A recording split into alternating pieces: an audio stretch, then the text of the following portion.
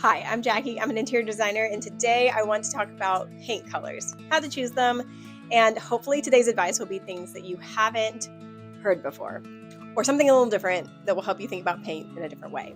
So often we get so scared of painting our walls, and we end up with these creamy white walls, which can be beautiful, especially in more modern homes, larger homes. Many of us live in older homes with small rooms, and they're craving something other than white. Sometimes you just get tired of feeling like you're in a hospital.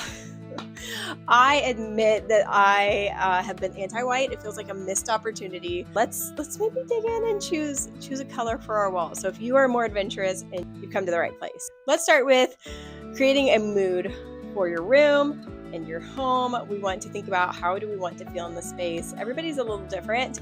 I think that people's personalities do reflect in their homes. If I can learn the personality of a client, it really helps me dig into what we want to feel in the space. A good example of this is my room is a sort of dark green. It's evergreen fog. The LRV is 30, and I'm writing a blog post right now about my bedroom transformation. My room is quite dark. It's a small room. There aren't huge windows in it. And that works for my bedroom because I sleep in there. But I had a client and we were trying to choose a green for her office. And I was cautioning her against going super dark in her office because it was going to be a space that she's going to be working in during the day. And we don't necessarily, moody can be fun, but I wanted to warn her against going too dark in a room that she would be working in during the day. Think about the mood that you're trying to create in your home and then also in just the room that you are decorating. Next, think about what you already love. Get inspired by what you already love. When I'm talking to a client, I'm looking at what are they wearing? Do they have a certain type of fashion? What colors are in their wardrobe? If somebody knows their seasonal color analysis, I think that's so fun because then that really helps me. We can pull in just the palette from their seasonal color analysis. It can also, I think this is really fun to think about people's style. So I dug deep into the world of the Kibbe style analysis, which if you haven't heard about it, it's figuring out your body type, your face shape, your features, and what you should be wearing based on those things, what looks best on you. And I think that can be reflected in somebody's home too. I'll save that for another video. But I can look at just the way somebody looks and decide how to decorate their home based on those things, which might sound a little woo-woo, but it's real. So get inspired by what you already love, what you already have. What are some clothing items, some things around your home that you already love, and let's take those as clues for what to do in your home next. Okay, this is very important. We want to choose an inspiration piece. If you really don't know where to start in a room or in your home, let's grab something to inspire the design. Let's start somewhere. So, do you have a piece of art that you love? Do you have a rug that you love? A textile, something. Let's start there.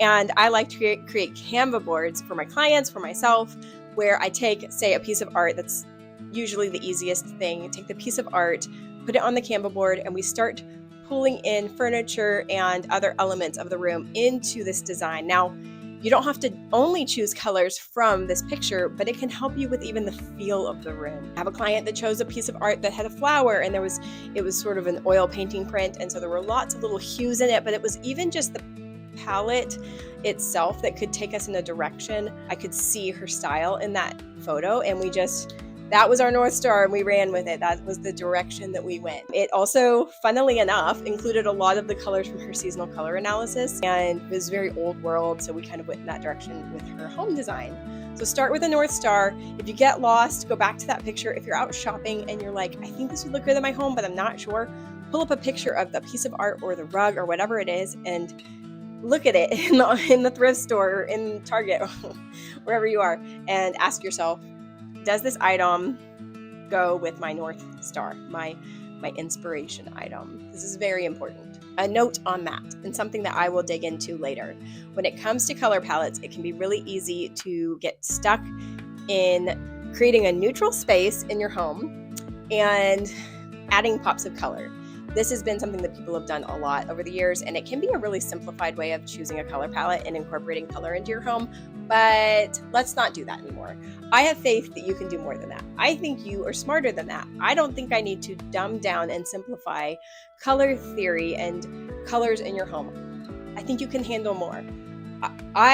Here would be a better starting point. Look up seasonal color analysis online. So you'll see like warm spring, deep autumn, cool summer, all kinds of different palettes that include tons of colors.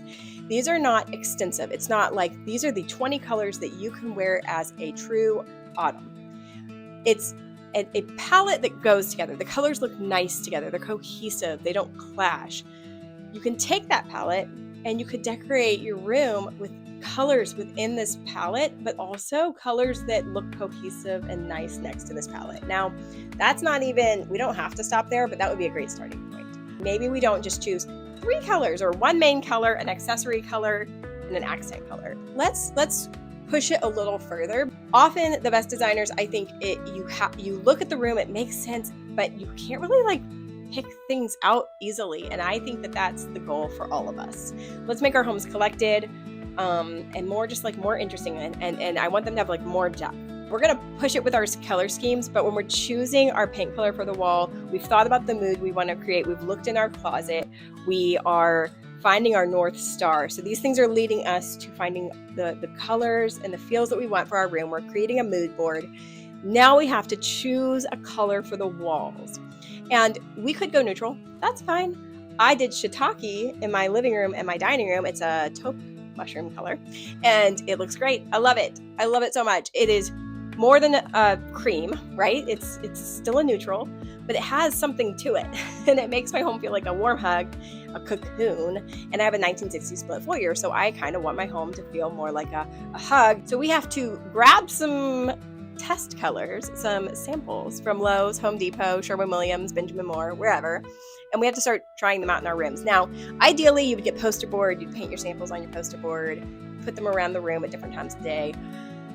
But I test my colors on the walls. It's fine. If you do that, I'm not going to judge you. When I was painting my room, I talk about this in my blog post that I'm about to post, but I have all the different colors on my wall, and I lived with them for a while, and I saw them at different times of the day, and I walked around the room. I saw them on different walls. Here's a few things that you need to remember. When you pick a paint sample at the store, you get that little chip at the store. That color, that's not what it's going to look like on your wall. I don't care if you bring it home and put it next to your wall. That's not what it's going to look like. Here's what I've found to be true. If you put a paint sample in your room, the little chip board, the color when it's on your wall will almost always be more saturated than that little chip card looks, because it's going to be all over your wall. Secondly, it's going to be darker. Almost certainly it's going to look darker than it looks on the chip board. Once you get it all over your wall and it's dry and it's all there, it's going to be more saturated and it's going to be darker. So you need to pay attention to the LRV. You need to decide how dark you want the room to be, and then how saturated you want the color to be. If you want it to be a little more muted, desaturated, grayed out, you need to choose something that maybe even looks a little too gray on the chip card, because I guarantee you, once you get your sample on the wall, it's going to be more green or more blue than you think, and you're going to be like, oh, that's really red. Also, paint in the can is going to look lighter than once it's dry on your walls. Wet paint reflects light, and it is light. Once it dries, it gets dark. So don't judge the color till it's dry. You might already know that. Maybe you didn't. So paint your samples on the wall, live with them for a little while, and know that once it's all over your wall, it's going to be darker and it's going to be more saturated, and decide if you're okay with that. This is where the mood boards come in. This is what I thrive at. On Canva, I'm making mood boards. I'm sending them to clients.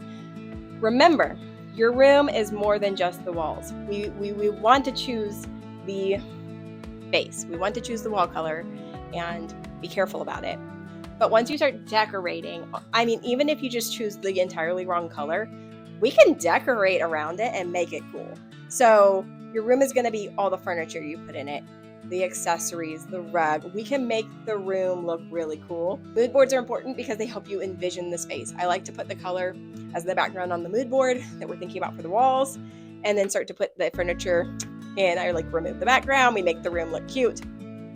And then you can see what's the vibe? What's it gonna look like when I'm done painting, and then adding in all of the other stuff. So next time you need to choose a paint color for your home, I hope this is helpful. Something different that you haven't heard before, something other than just think about the way the room faces, or you should sample first. This was hopefully a little more helpful, a little more thoughtful. Feel free to comment if you have more advice that you can help us out with. Subscribe if you thought this was fun. I've got more videos to come. I'm excited to share my life, my designs, my ideas with you guys. If you want to see this in blog form, you can head over to the blog, jsdesignsknoxville.com. And if you're local, reach out if you need help. I'd love to help. Thanks for watching. I'll catch you in the next one.